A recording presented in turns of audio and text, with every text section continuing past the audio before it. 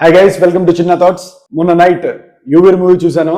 ఇది హాట్స్టార్ లో స్ట్రీమ్ అవుతుంది. August 4th కి రిలీజ్ అయింది. అండ్ ఈ మూవీ నాకు ఎలా అనిపించింది, అండ్ ఈ మూవీలో ఉన్న positive things, negative things, movie చూడొచ్చా చూడొద్దా, ఇవన్నీ ప్రతి ఒక్కటి మీతో పంచుకోవడానికి నేనైతే మీ ముందుకు వచ్చేసాను. మీరు కనుక ఫస్ట్ టైం నా ఛానల్ కి విజిట్ చేస్తుంటే దయచేసి వీడియోని లైక్ చేయండి, షేర్ చేయండి అండ్ ఛానల్ ని సబ్స్క్రైబ్ చేసుకోండి. యాక్చువల్లీ ఈ మూవీ డిజ్నీ ప్లస్ హాట్స్టార్ లో మొన్న August 4th కి రిలీజ్ అయింది. కానీ థియేటికల్ గా మలయాళంలో June 26th కే రిలీజ్ అయింది.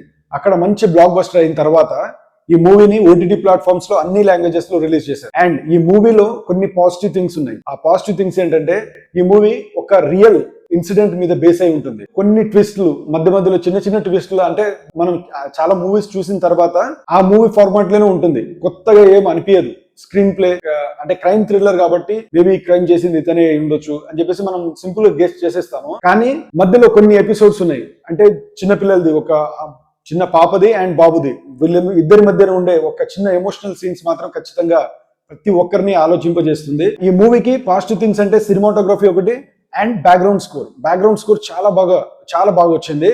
అండ్ ఈ మూవీకి నెగిటివ్ పాయింట్ ఏదైనా ఉందంటే ఈ సాంగ్స్ తెలుగులో డబ్ చేసిన తర్వాత అంటే అంత ఫీల్ రాలేదు. అంటే మనం నార్మల్ గా వినే సాంగ్స్ లాగా అనిపించలేదు. సాంగ్స్ అన్ని కొంచెం అంటే డబ్ చేసిన ఫ్లేవర్ కనిపిస్తుంది సాంగ్స్ లో. అదొక్కటి కొంచెం బాగా చేసుకుని ఉంటే ఇంకా బాగుండేది అనిపించింది.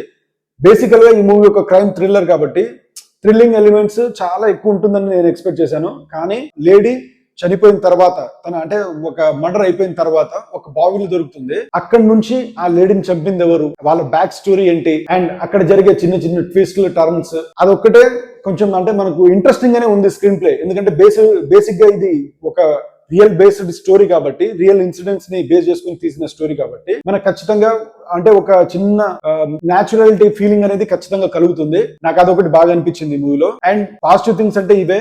అండ్ నెగిటివ్ థింగ్స్ చెప్పాను కదా, background score and screen play ఇంకా గ్రిప్పింగ్ గా ఉంటే బాగుంటది అనిపించింది.